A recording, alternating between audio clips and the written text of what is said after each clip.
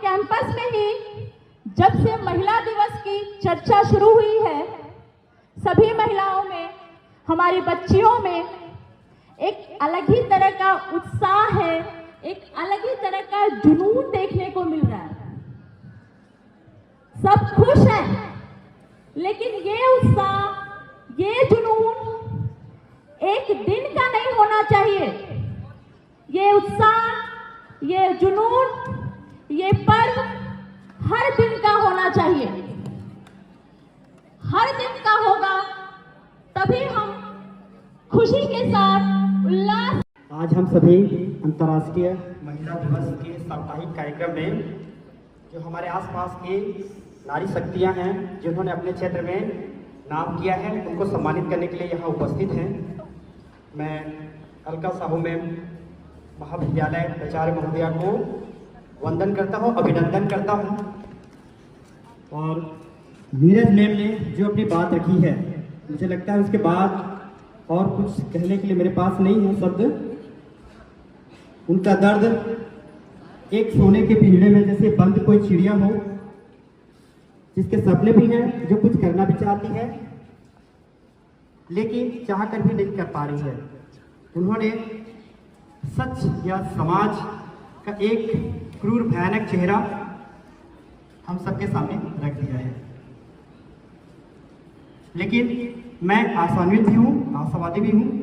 आज जिस समाज में हम रह रहे हैं और जिस 21वीं सदी की हम बात कर रहे हैं, वहाँ अगर ये एक पक्ष है तो उसके दूसरे पक्ष भी है। कुछ बातें मैं आपके बीच शेयर करूँगा और इन 4 पंक्तियों के साथ सारे नारी शक्तियों को मैं वंदन करता हूँ कि जिस तरह हजारों फूल चाहिए एक माला पिरोने के लिए, जिस तरह हजारों फूल चाहिए एक माला पिरोने के लिए, हजारों दीपक चाहिए एक आरती सजाने के लिए, हजारों बूंद चाहिए एक समुद्र के लिए, लेकिन एक नारी ही काफी है एक घर को स्वर्ग बनाने के लिए, एक घर को स्वर्ग बनाने के लिए।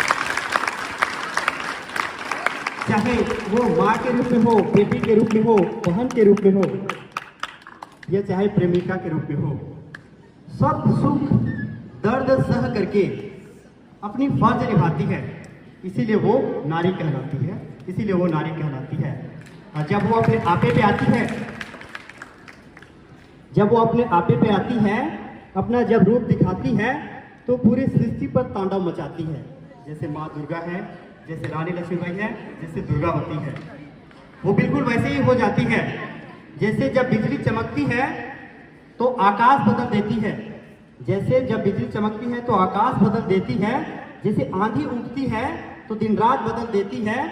अगर नारी शक्ति गरजती है तो इतिहास बदल देती है, इतिहास बदल देती है। आज हम इस अंतर्राष्ट्रीय महिला दिवस को मना रहे हैं। मनाने का एक ही उद्देश्य है कि उस नारी शक्ति के अधिकार का हम सम्मान करें, उनको वो जगह दें जिसके लिए वो लायक है। इसीलिए ये महिला दिवस हम मना रहे हैं। इसके पीछे काफी लंबा इतिहास रहा है। अगर हम देखें तो इसकी शुरुआत न्यूयॉर्क में 1908 में 15,000 महिलाएं, सोचिए 1900 की बात कर रहा हूं मैं, जो गारमेंट फैक्ट्री में काम करती हैं, वो अपने अधिकार के लिए उनको 12 घंटे से ज्यादा काम करवाया जाता था, कम वेतन दिए जाते थे, वोटिंग तक का अधिकार नहीं था। वो सारी महिलाएं एकजुट होकर के आंदोलन करने लगी और जब सोशलिस्ट पार्टी आई तो उन्होंने उनको न्याय दिया। वो सारे जो कानून हैं जो उनके अगेंस्ट थे उनको बंद कर दिया और उन्होंने ही 28 फरवरी को पहला वुमेन्स डे सेलिब्रेट किया। बिल्कुल यही स्थिति रूस में थी जब जार का शासन था, तानाशाही था। उनके विरुद्ध भी वहाँ के लोगों ने, वहाँ की महिलाओं ने विरोध किया और जाके जब तख्ता पलट किया तब से लेकर 8 मार्च को यह अंतर्राष्ट्रीय महिला दिवस मनाया जाता है। 1975 से अंतर्राष्ट्रीय जो संयुक्त राष्ट्र संघ है उन्होंने भी इसे आधिकारिक रूप दिया और हर बार एक थीम के साथ इसको हम मनाते हैं। जो पहला थीम था कि forget the past planning for future, और इस साल का जो थीम है डिजिट ऑल, याद रखिएगा digit all innovation and technology for gender equality. चाहे कोई लैंगिक भेदभाव नहीं, जो टेक्नोलॉजी है, जो इनोवेशन है, उस पर सबका अधिकार है। ये नहीं कि लड़का है तो ये मोबाइल लैपटॉप इसके लिए है, ये लड़की है तो उसको किसी प्रकार का कोई भेदभाव हम करें। जो अंतर्राष्ट्रीय महिला दिवस है उसका रंग से भी बहुत गहरा संबंध है। इसमें जामुनी रंग, हरा रंग और सफेद रंग ये महत्वपूर्ण होते हैं। जामुनी रंग उनके इंसाफ और सम्मान को प्रदर्शित करता है, हरा रंग समृद्धि का है और जो सफेद है वो सादगी का है कि महिलाओं की सादगी का हम सम्मान करें। ऐसी बात नहीं है कि महिलाएं ही, राष्ट्रीय महिला दिवस भी मनाया जाता है 13 फरवरी को, भारतीय राष्ट्रीय महिला दिवस, वो भी सरोजनी नायडू के जन्मदिन के दिन, जिनको हम स्वर्ण कोकिला या भारत कोकिला नाइटिंगेल ऑफ इंडिया कहते हैं। वो एक स्वतंत्रता सेनानी और कवयित्री थी। उन्होंने भारतीय नारियों, जो कि हमारे यहाँ बहुत सारी कुप्रथाएं थी, उनको खत्म करने में अपना पूरा जीवन लगा दिया था। इसलिए उनके जन्मदिन को हम भारतीय राष्ट्रीय महिला दिवस के रूप में मनाते हैं। जहां महिलाएं अपनी आवाज को मुखर नहीं कर पाती, वो एक घर के अंदर ही सिमट के रह जाती हैं। एक कवि इतना हताश और निराश होकर ये लिखता है कि सीता तुम स्वयं अस्त्र उठाओ, राम नहीं आने वाले, और द्रौपदी अपना वस्त्र संभालो, श्याम नहीं आने वाले। तो क्या ये हमारी जिम्मेदारी नहीं बनती कि हमारे बीच आज कोई राम और कृष्ण नहीं है? क्या उस महिला की कोई माँ, उनके पिता, उनके भाई और लोग मित्र नहीं हैं जो उसको समय की रक्षा कर सकते हैं?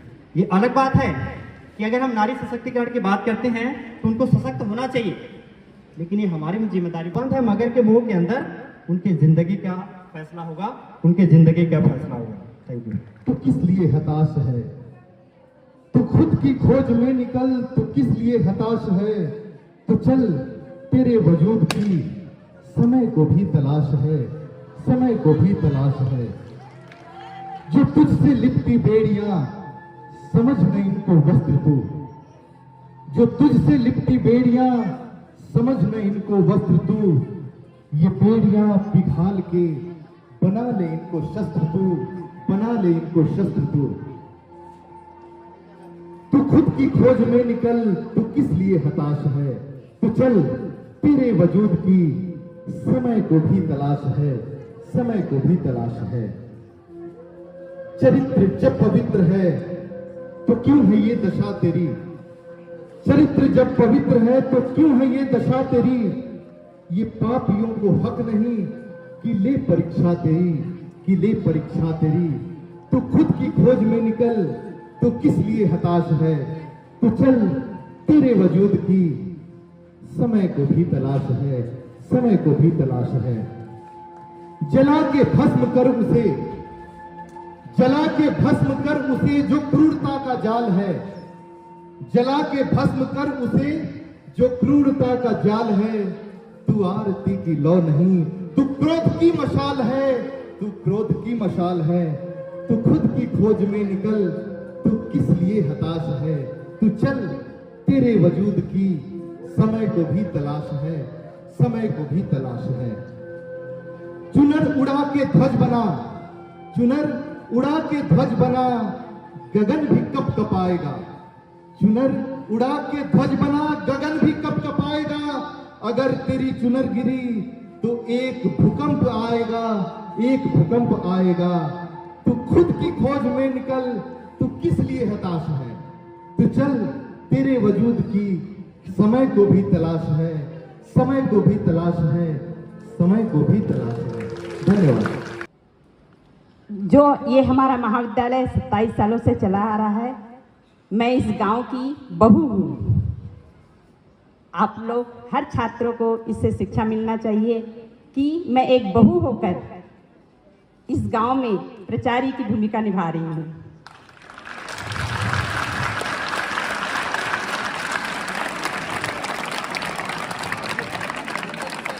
मुझे यहाँ तक लाने वाली मेरी बड़ी सासू माँ है, जिनके नाम से महाविद्यालय चल रहा है, और ससुर जी हैं, उनके एक छोटे भाई की मैं बेटा बहू हूँ।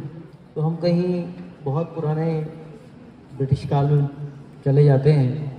बहुत से उदाहरण आज़ादी के बाद भी मौजूद रहे, और जिन्होंने महिला होते हुए भी अथक प्रयासों के साथ साथ अथक संघर्ष के बाद अपने मुकाम पाए।